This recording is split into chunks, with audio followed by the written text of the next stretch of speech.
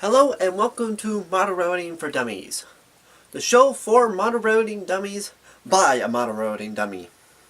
Now, if you have all been at all interested in trying out Woodland Scenic's new deep water pour, this is your episode, because I'm going to be trying it out for the first time.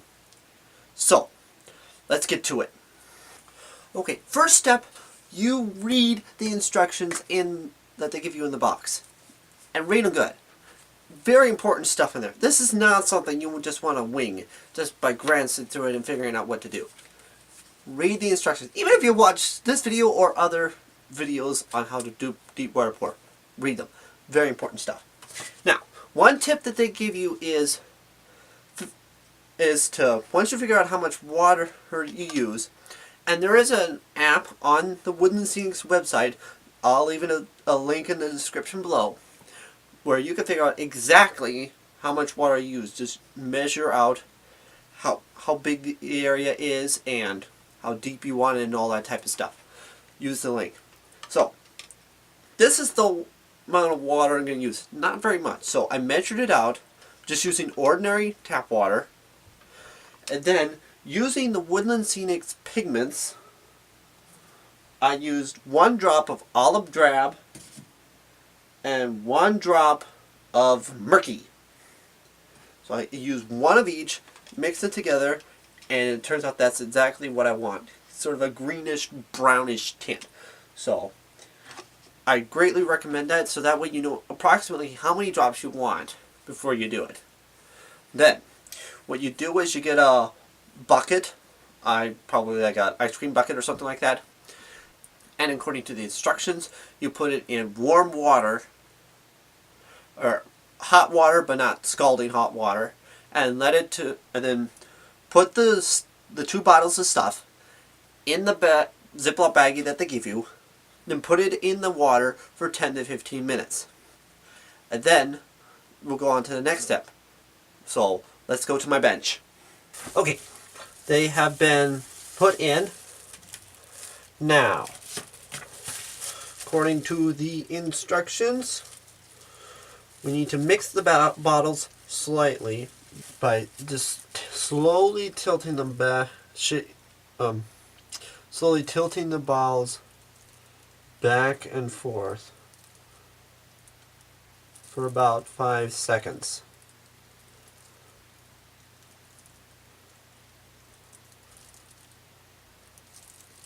Do not shake it at all. Okay. Now we need to, first we'll pour in the water base.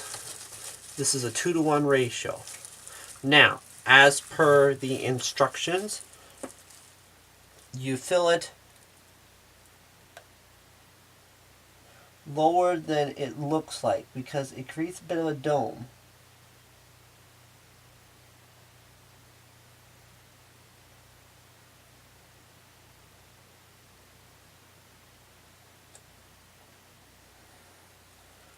Okay, that should be good. Yeah, that's plenty. A little much there. Now,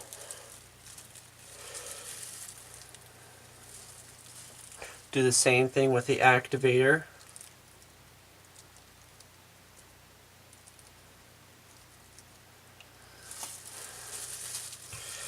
Okay. And this is definitely stuff you don't want to leave the caps open. Obvious reasons. Looks like it got about perfect. Oh. There's the dummy at work. Okay.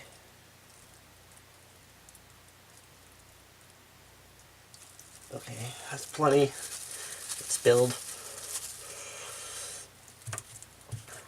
I guess I'd recommend putting something on your desk. Okay, now, for 1 minute, we are going to stir this up. You want stirred well. Also, note, they give you some plastic gloves here, and because you don't want to get this stuff on your finger, so use it. Stuff like this, you're better off taking the precautions they prescribe. Just kind of scrape the sides and stuff.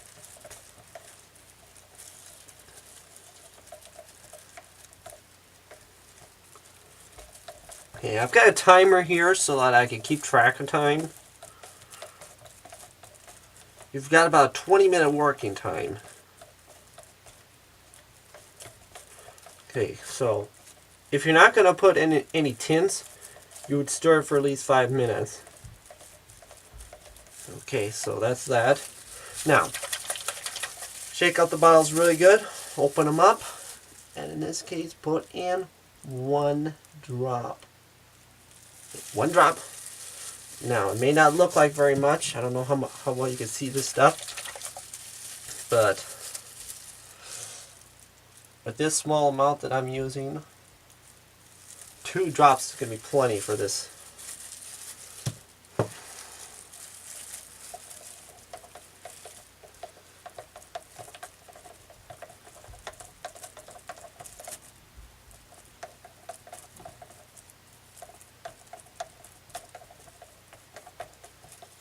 So make sure you scrape the sides and the bottom so that it's all nicely mixed in. So now we'll stir it for another 5 minutes.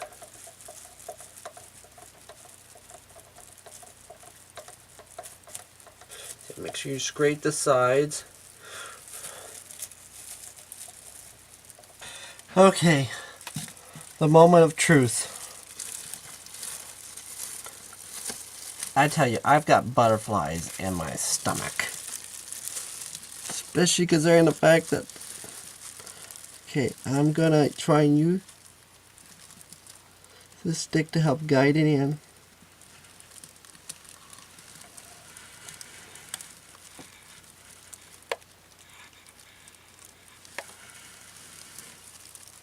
Try and take it slowly.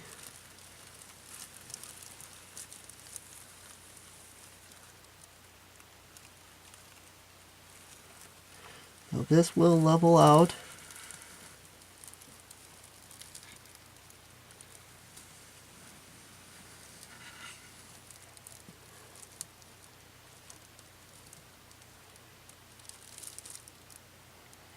Now, note I added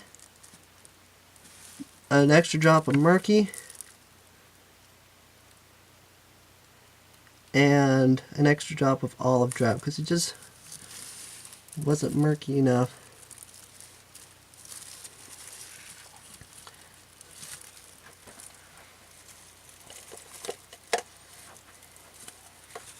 Looks like I could have mixed up a little bit more, a little bit under, but considering the markings on the cup work best this way. Okay, now, one thing they recommend to help with the curing process, and also to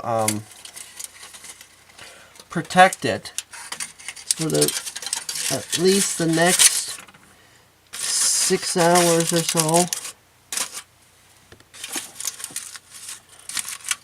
Put some tin foil or something like that over top of it, and also helps hold in the heat.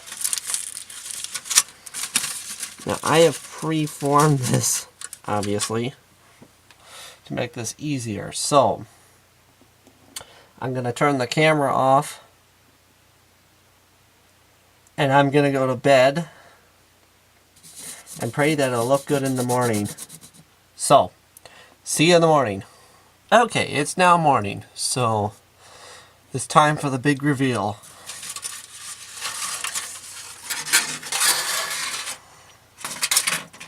Ooh, that looks nice. Okay, so I see we're gonna do have to do a little bit of touch up here.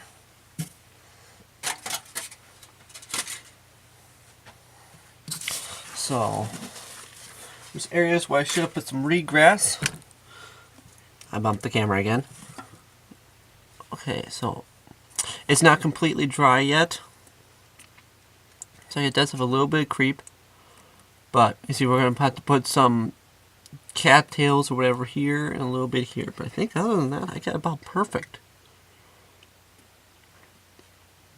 So you can see it just a little bit, but not much. And the ground cover that we put down there helps with the look. I just love how it turned out with the culvert. I mean, this scene is really popping, I think. So, yeah. So, after this completely dries, we can put in those last few tufts. Be extra careful with the white glue this time. You don't want it to run all over. So be very, very careful with that. I may just need a couple right around here. This little knoll here. Other than that, I think we're good. Well, that's it for this episode. We have finally completed the pond, and I think it looks great, if I do say so myself. It shows that even someone who has never done it before, an ordinary model railroading dummy, can successfully build a pond from around a camera. So, if you like this video, please feel free to like and subscribe. And until next time, keep your train on the tracks.